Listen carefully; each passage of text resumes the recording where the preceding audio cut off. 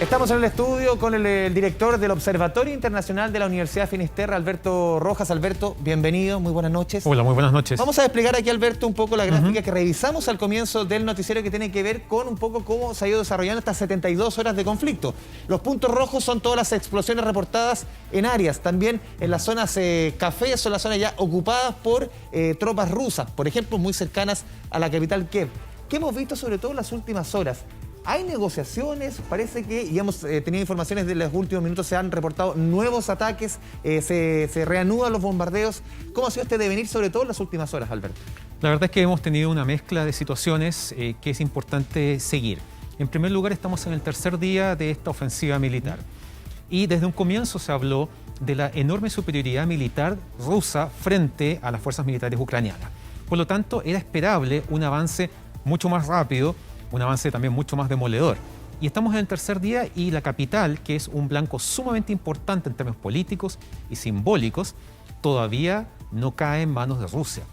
Si efectivamente esto es producto de la resistencia de las tropas ucranianas y del apoyo de la civilidad en armas, eso sin duda que es un golpe enorme a la imagen de superioridad militar de Rusia.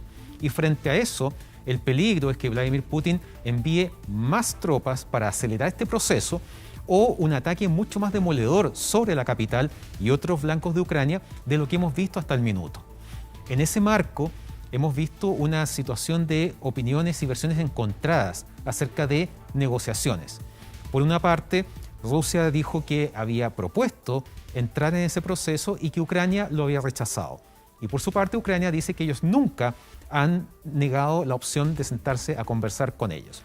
Por lo tanto, lo que aquí hay, además, es un manejo comunicacional que es parte de la guerra que estamos viviendo. Y esta no respuesta es lo que ha justificado o lo que ha significado el ataque que hemos visto, por lo menos que se ha reportado en las últimas horas, que se han reanudado los ataques, el fuego, los bombardeos en Ucrania.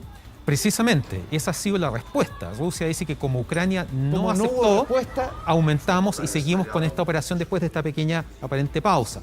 El gran tema de fondo, en todo caso, es lo que vimos ayer cuando Vladimir Putin se refirió al presidente Zelensky cuando llamó a los militares ucranianos a tomar el poder, que es un llamado a un golpe de Estado. Eso es muy grave. Y por otro lado, también la lectura que uno puede hacer es que en el fondo Putin ya no considera a Zelensky como un interlocutor válido y que por lo tanto le daría lo mismo negociar con cualquier otra figura política o militar de Ucrania que tenga algún mínimo grado de autoridad.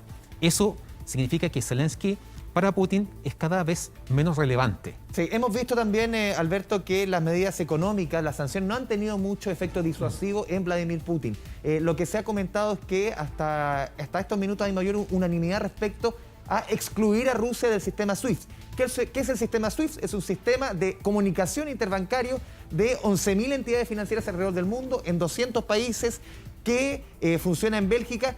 De alguna manera, es el corazón del sistema bancario a nivel mundial. Que un país salga de ese sistema, que sea excluido, sencillamente es muy complejo para su economía. Es muy complejo y prácticamente inédito. Estamos hablando de que la respuesta de Occidente a esta invasión son importantes paquetes de sanciones económicas. Las sanciones económicas no tienen un efecto inmediato, sino que este efecto se va a ir viendo en las próximas semanas.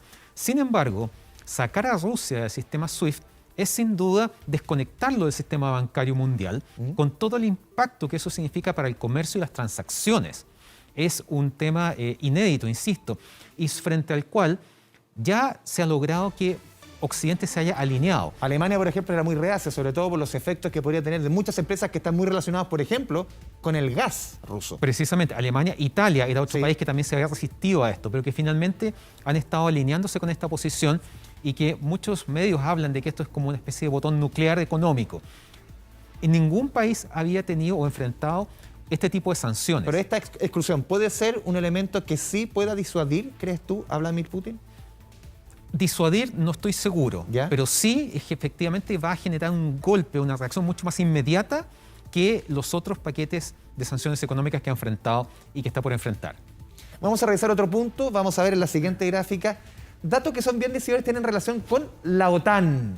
La expansión de la OTAN desde 1989 a la fecha. Vamos a revisar la gráfica. En 1989 eran 14 miembros europeos en la OTAN. Y al 2022, Alberto, son 28, es decir, el doble. Algunos de estos países incluso pertenecían a la ex Unión Soviética. Estamos hablando de Estonia, Lituania, Letonia, mientras que otros, como Polonia, República Checa y Hungría, estaban en la denominada órbita de influencia soviética.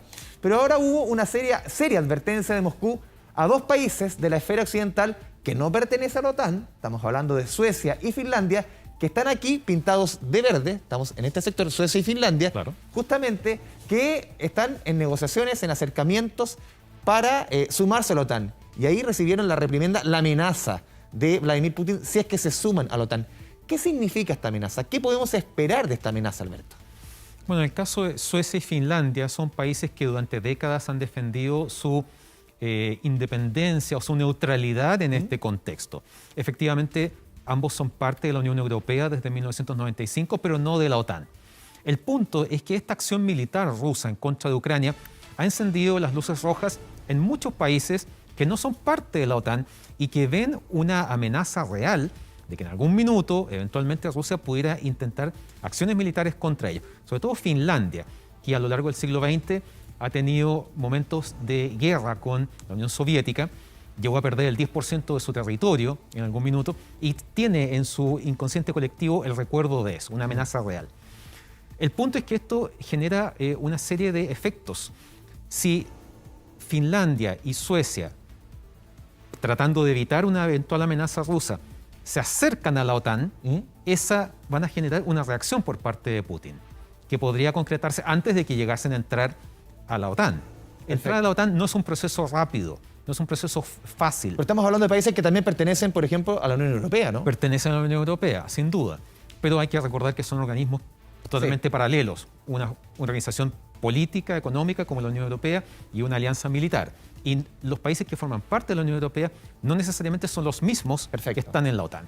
Por lo tanto, en ese aspecto, claramente ellos se sienten muy amenazados. El punto es que la intención de buscar protección en la OTAN podría generar una reacción más rápida por parte de Rusia que su ingreso.